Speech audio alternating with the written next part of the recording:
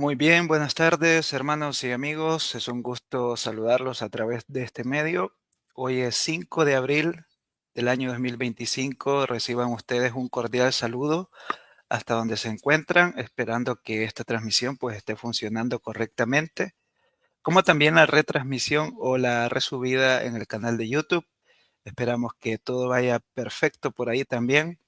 Así que gracias por pasar unos minutos a través de este en vivo en el cual estaremos abordando básicamente lo que viene siendo una serie de 5 videos sobre la narrativa bíblica. Si bien es cierto que es uno de los temas o uno de los asuntos bastante conocidos por muchos de nosotros, no deja de ser valioso a la hora de estudiar las escrituras, de comprender un poco mejor el texto y acercarnos de una manera más abierta y más clara a lo que la escritura nos enseña. Así que mi propósito es, a través de estas 5 lecciones o 5 sesiones, inculcar, ¿no? O procurar que ustedes puedan conocer un poco más sobre este tema. Primero y segundo, y más importante, creo yo, que podamos leer la Biblia y de esta manera enriquecer nuestra vida cristiana y nuestro conocimiento sobre la voluntad del Señor. Así que gracias por pasar un rato por acá. Sé que a esta hora muchos de ustedes tienen actividades. A lo mejor van a estar viendo esto en retransmisión o en diferido a través del canal de YouTube. Así que espero que sea de provecho para ustedes y aquellos que se acerquen por acá, pues al final tendremos un tiempo o un espacio de preguntas para que ustedes puedan participar. También estaremos leyendo sus comentarios en caso de que los hubiesen. Los voy a estar presentando acá en la pantalla. Bien, dicho eso como introducción, vayamos entonces para maximizar el tiempo al contenido de esta primera lección o esta primera sesión en la cual vamos a ver los elementos básicos de la narrativa y vamos a ir tomando un ejemplo de una de las historias que creo que la mayoría de cristianos conocemos y es la historia de José. Así que esa nos va a servir como un esquema para comprender cómo funciona la narrativa bíblica. Espero que el audio esté funcionando bien en este momento. Creo que sí. Veamos, solo verifico esto, mis estimados. Sí, está funcionando correcto. Perfecto. Saludos, hermano Francisco. Gracias por pasar. Bendiciones para tu vida, tu familia. Saludos, Adalberto. Qué buen tema del que hablarás. Sí, hermano, esperamos que sea de provecho. Para mí este tema en estos últimos meses ha estado siendo bastante recurrente y quería compartir un poco de lo que he aprendido, a lo mejor no de la manera eh, más profunda, pero sí de una manera introductoria con cada uno de ustedes o con aquellos que lleguen por acá.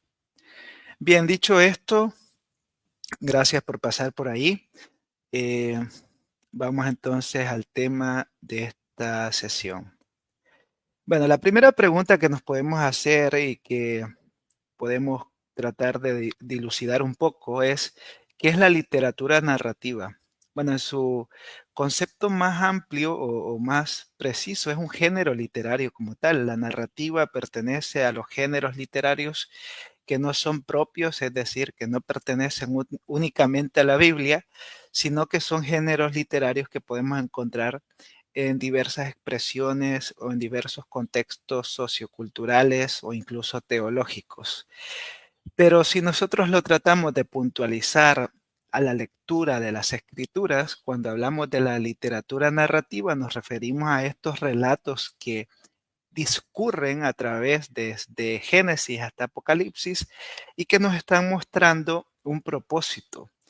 Cabe mencionar que estas narrativas poseen una secuencia, un orden lógico que nos va mostrando no solamente el contexto donde ocurren estos eventos, sino que también nos muestra ciertos elementos que caracterizan, ¿no?, a las narrativas como tal. Y cada una de estas narrativas tiene un propósito. Hay algunos que hablan sobre la metanarrativa, es decir, la narrativa como una expresión más amplia dentro del contexto de las escrituras. Cabe mencionar y muy importante recordar que todas las narrativas de la Biblia, si bien es cierto que son propias, es decir, ocurren en contextos históricos particulares, como también con elementos circunstanciales particulares, todas estas están apuntando a un propósito y este propósito o esta persona es Jesucristo como parte, no como parte, sino como el todo del plan redentor del Padre en el poder del Espíritu Santo. Entonces, comprender que esta meta narrativa o que toda esta gran historia está apuntando a un personaje es muy importante para nosotros a la hora de acercarnos al texto, ya que debemos encontrar este elemento, no forzadamente, sino encontrarlo de forma natural, de forma clara, ¿no? De quién es el foco tras toda esta narrativa o tras este conjunto de narrativas o tras todos estos géneros literarios que podemos encontrar en la Biblia. Bien, entonces, es, si podemos resumir qué es una narrativa en la Biblia, son relatos, ¿no? En un orden secuencial que contienen personajes, diálogos y acciones que están apuntando a un propósito macro, a un propósito más grande, como lo es reflejar el plan redentor de Dios. He querido citar aquí a uno de los escritores que, valga la redundancia, ha escrito mucho sobre los géneros literarios. De hecho, existe una serie de libros sobre este autor que apunta a cada género literario en particular. En este libro que se llama Cómo las historias de la Biblia funcionan, es una guía de estudio para la narrativa bíblica escrita por Leland Ricken. Dice él que la Biblia satisface continuamente el deseo humano universal de narrativa.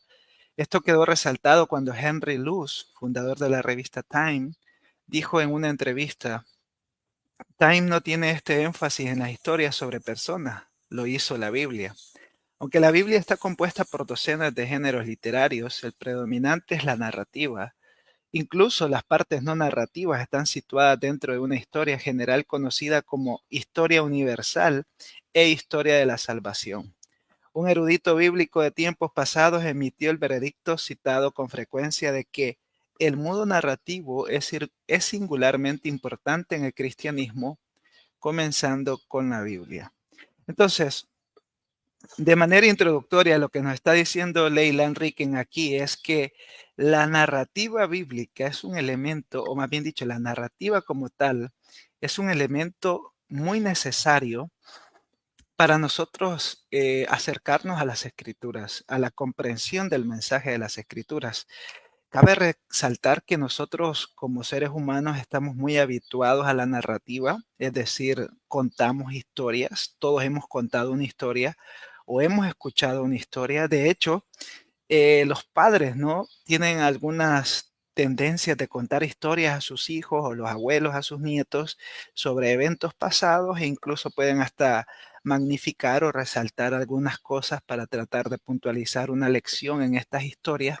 Entonces, el ser humano está acostumbrado a escuchar y a contar historias, a narrar historias, a ubicar elementos como personajes o armar una trama para llevar a un propósito al oyente o él como orador o como narrador de aquel suceso.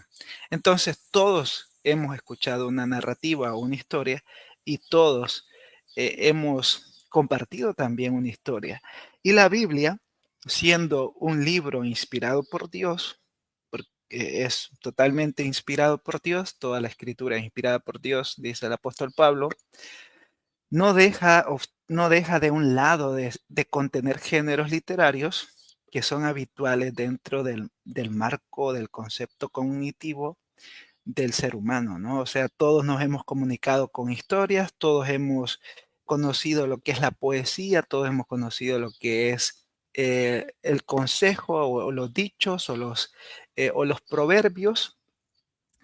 A lo que quiero llegar, mis estimados, es que básicamente los géneros literarios son herramientas, por decirlo de alguna manera, utilizados por Dios dentro de su revelación especial para que nosotros podamos comprender, repito, el propósito eterno de la redención en Cristo Jesús. Todos estos elementos que encontramos en las Escrituras están apuntando a esta gran verdad.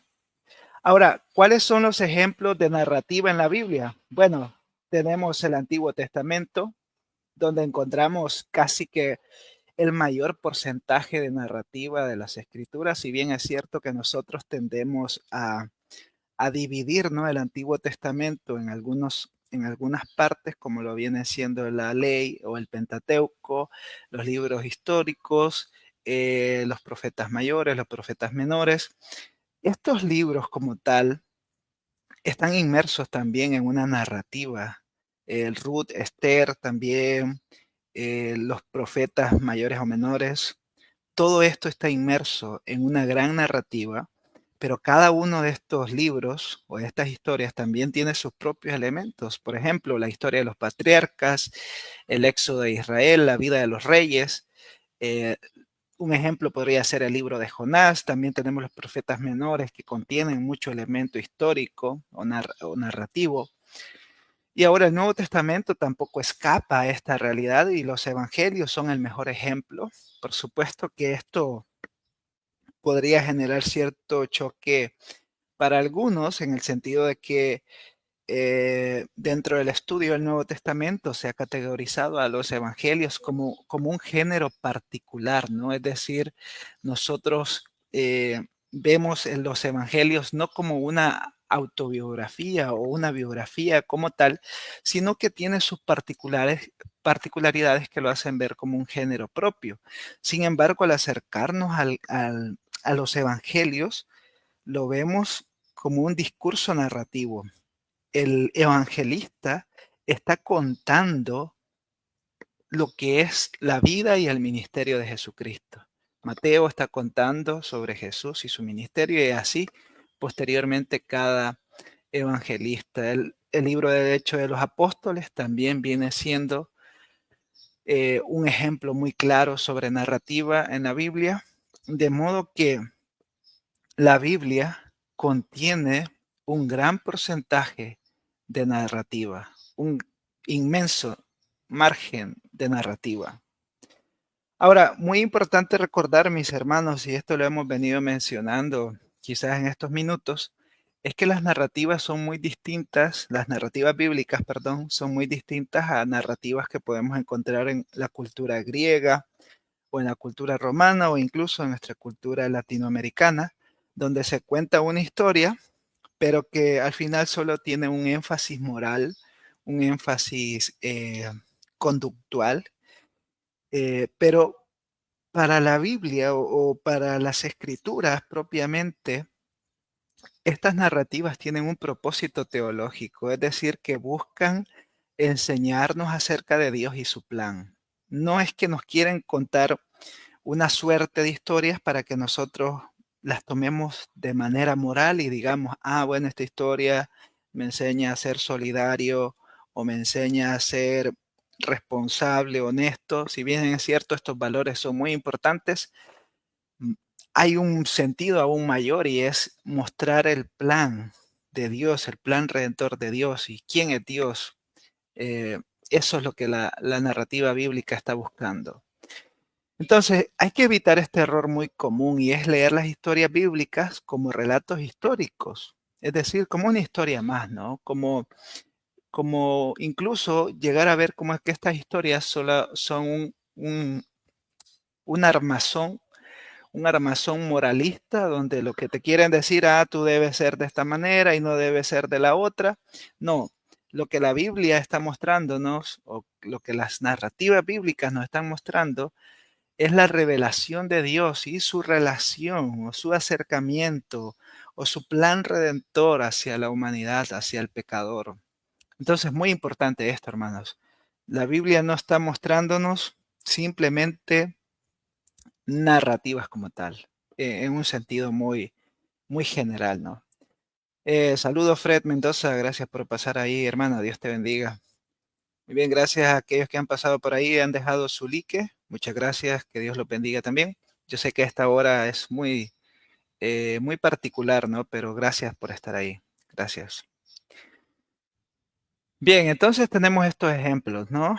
Muy claros, muy conocidos de nosotros. Ahora, entremos ya en materia.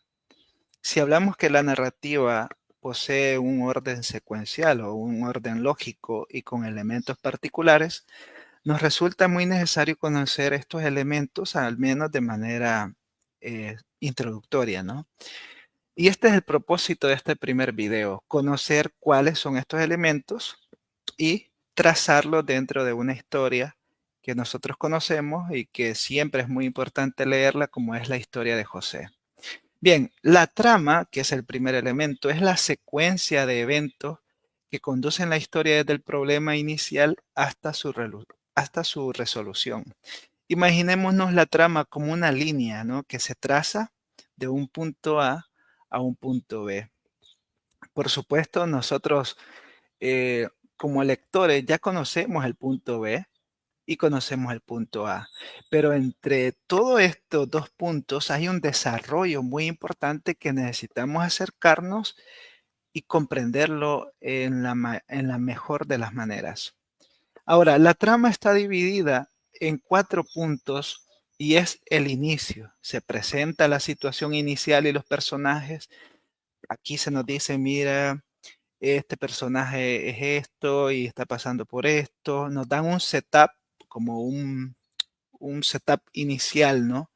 Un- una configuración inicial, si lo podríamos llamar así, de cómo están estos elementos o estos personajes. Luego empieza el desarrollo, donde surge el conflicto, la crisis o el problema. Es un desarrollo que se va trazando entre el punto A y el punto B. Y de pronto llegamos al clímax, donde es el punto más alto del conflicto o de la crisis. Es el punto más alto que va a ocurrir dentro del punto A y el punto B. Por supuesto, hay algunos autores que dicen que pueden haber varios clímax dentro de la narrativa. Esto es discutible, pero nosotros quedémonos con la idea de que llegamos a un punto de máxima tensión, donde va a ocurrir el elemento más importante o que define cómo es que cómo es que llegamos del punto A al punto B. Bien, entonces en el clímax ocurre la respuesta, ocurre la intervención, ocurre el milagro, ocurre la transformación en el clímax.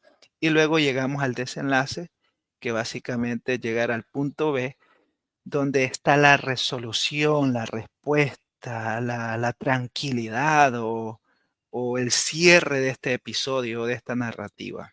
Bien, teniendo eso en mente, la historia de José discurre entre el capítulo 37 y el capítulo 50. De hecho, es la última historia del libro de Génesis. Muy interesante, ¿no?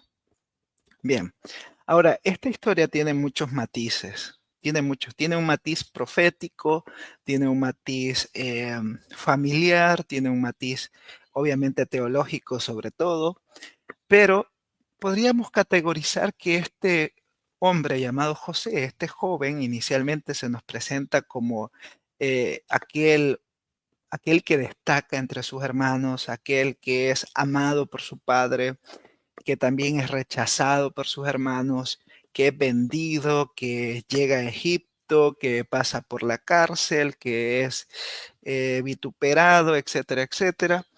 Y luego sube al poder y luego se reconcilia con su familia y se vuelve un elemento, un pivote dentro de la gran narrativa del Antiguo Testamento y, por qué no decir también, dentro de la metanarrativa de las Escrituras. Entonces, ¿cómo vemos los 4 elementos de la trama en la historia de José? Se nos presenta quién es José, se va desarrollando la tensión entre los hermanos y el pleito que hay entre ellos, y de pronto llega el clímax donde él es, bueno, la tensión sigue, ¿no? Donde es vendido, es llevado al lugar aquel, a la cárcel de Egipto, luego pasa con el copero y el panadero, en fin. El clímax ocurre cuando José llega a ese momento donde el faraón le dice, ahora tú puedes estar aquí. eres el segundo al mando. Y luego viene lo de la familia y ya viene como embajada, ¿no? Como una escala baja donde ya su familia entiende quién es él y por lo que ha pasado, etcétera, etcétera. Bien, todo esto, elementos de la trama, se encuentran en todas las narrativas bíblicas. Y esto es muy interesante, hermano, porque a veces nosotros vamos hasta el punto final y decimos, bueno, aquí termina esta historia. Pero ¿qué ha ocurrido entre todo eso? Es necesario que lo consideremos. Ahora, los elementos de la narrativa bíblica, estamos considerándolos, y tenemos el segundo que son los personajes. Quizás este es el más factible de reconocer. Los personajes tienen un papel dentro del mensaje teológico de la historia. Hay tres tipos principales de personajes. Tenemos el protagonista, que es la figura central, ¿no? Del cual se habla con mayor frecuencia. Tenemos un antagonista o los antagonistas, los que se oponen, ¿no? Al protagonista. Y los personajes secundarios, que son los que apoyan o influyen o que están ahí dentro del entorno del protagonista o del antagonista también. Esto como parte del desarrollo de la trama. En la historia de José nosotros tenemos como protagonista a José, obviamente. Los antagonistas, en este caso es en plural, están sus hermanos, está la esposa de Potifar, está el elemento de la prisión o esa situación que él vive, ¿no? Dentro de la prisión. Y como personajes secundarios tenemos a Jacob, a Potifar y a Faraón. Eh, ¿Cómo sabemos que es José? Porque toda la historia es alrededor de José, ¿no? Como figura principal de la historia. Y luego pues vemos que sus hermanos se oponen, la esposa de Potifar se opone, en la prisión él está sufriendo las consecuencias de esta oposición.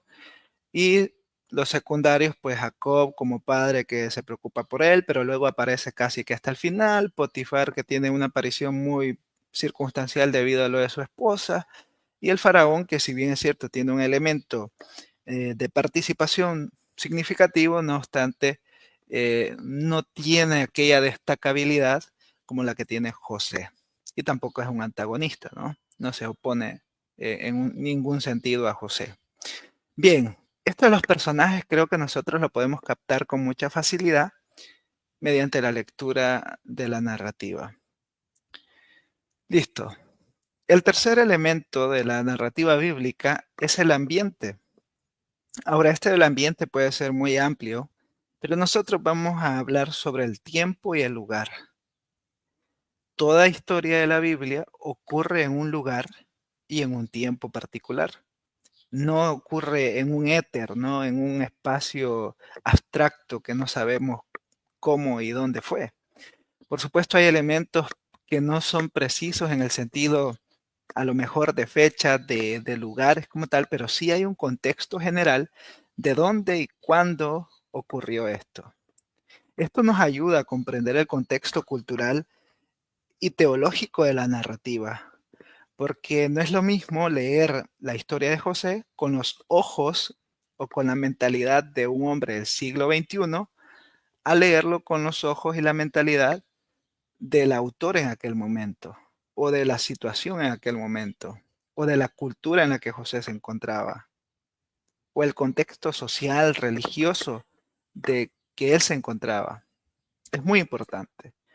Vemos entonces dentro del ejemplo de José que él en Canaán hay un ambiente de rivalidad entre hermanos, ¿no? Hay un ambiente de hostilidad, hay un ambiente de incertidumbre también respecto a qué va a ocurrir con este joven, qué situaciones va a enfrentar en su camino, incluso los sueños que él tiene eh, despiertan una especie de incertidumbre.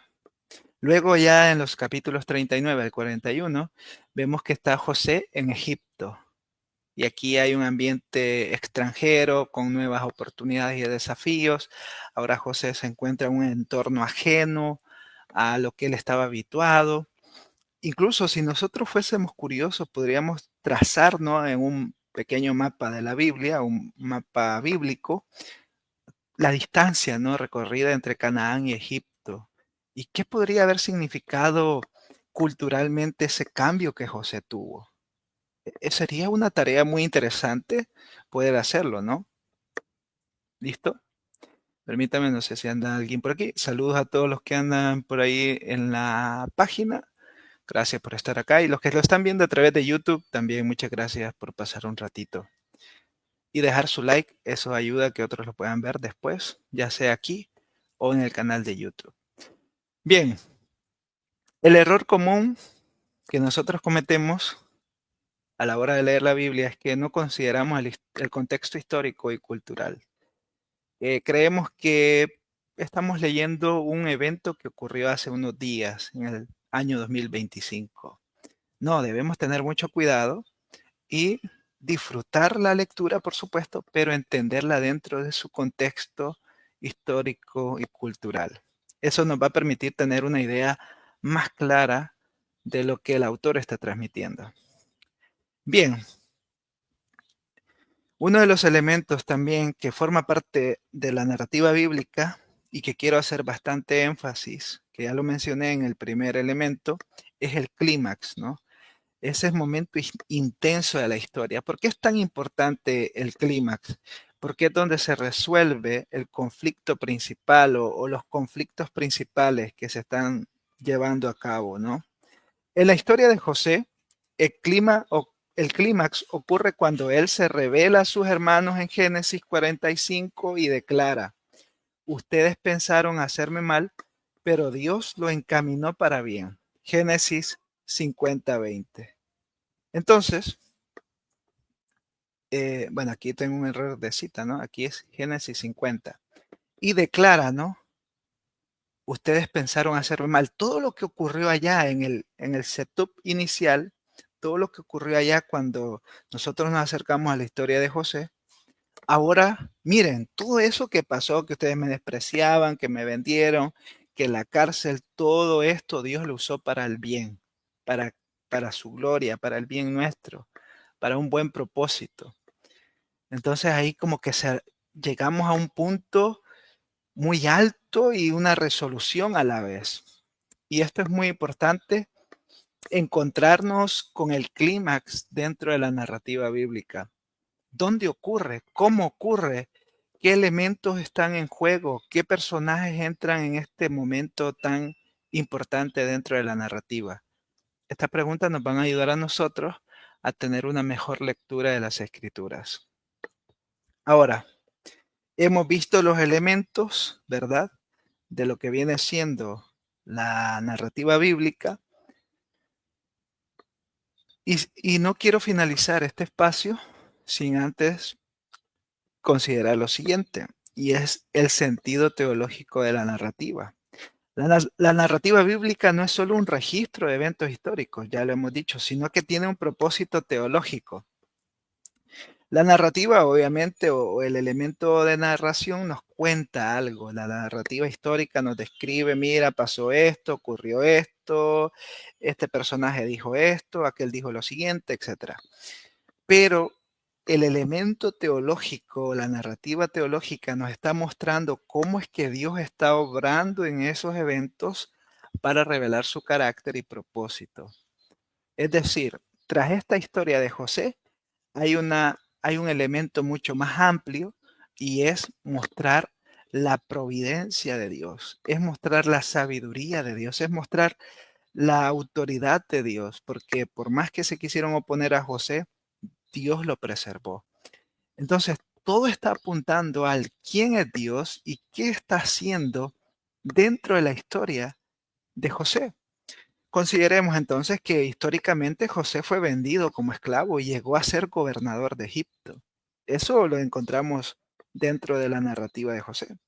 Pero teológicamente, nosotros podemos considerar que Dios usó la traición y el sufrimiento de José para preservar a su pueblo y cumplir su promesa a Abraham.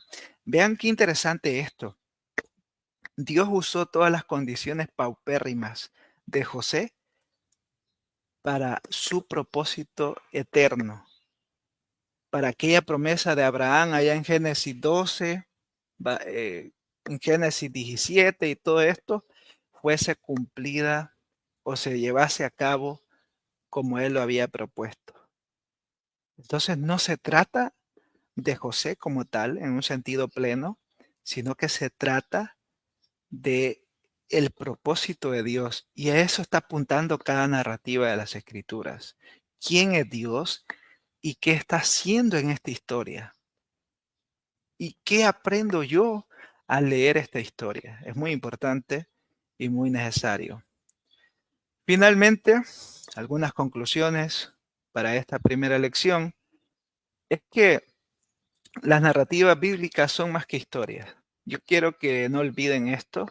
Yo quiero que cuando lean Génesis, cuando lean Éxodo, no piensen únicamente que están leyendo una historia como tal, sino que están acercándose al carácter de Dios. Por eso sería muy importante preguntarse, ¿qué me enseña esta historia sobre Dios? ¿Qué me enseña esta historia sobre sus atributos? Bien. Lo segundo es que debemos analizar la trama, los personajes, el ambiente, el clímax para una mejor interpretación. Debemos ver cómo, de dónde a dónde ocurre esto, qué personajes encuentro, cuál es el contexto histórico y cultural, dónde ocurre el clímax dentro de la trama, cuál es la resolución dentro de la narrativa. Y finalmente, la Biblia combina historia y teología para mostrarnos cómo Dios actúa en la vida de su pueblo. La historia y la teología están íntimamente ligadas dentro de la Biblia. ¿Son eventos históricos? Por supuesto que sí. ¿Hay teología? Claro que sí. Entonces, todo esto nos está llevando a ver quién es Dios y cómo actúa o qué hace en favor de su pueblo para cumplir así su propósito eterno. Entonces, mis estimados hermanos, hemos visto básicamente los elementos de la narrativa bíblica, como también hemos enfatizado en cuál es el propósito de cada narrativa o de la narrativa bíblica como tal. Ahora bien, ¿qué podemos hacer en estos días nosotros? Les dejo esta inquietud nada más. Leamos el libro de Esther, por ejemplo, y tratemos de encontrar los elementos o los personajes o cuál es la trama y de qué capítulo a qué capítulo se divide el inicio, dónde ocurre el clímax, dónde ocurre la resolución. Tratemos de encontrar esos elementos y sobre todo tratemos de encontrar qué nos está diciendo toda esta historia o toda esta narrativa sobre Dios. ¿Qué atributos vemos ahí? Eso es un buen ejercicio que les podría servir durante estos días, estudiar el libro de Esther de esta manera. Bien, hermanos, gracias por haber estado en estos 30 minutos. Justamente ese es el tiempo que queríamos usar para esto. Así que espero que puedan ver esto posteriormente y que puedan hacer el ejercicio particular del libro de Esther. Que tengan una buena tarde y será hasta la próxima. Recuerden dejar su like y compartir si les ha parecido interesante. Dios les bendiga a todos.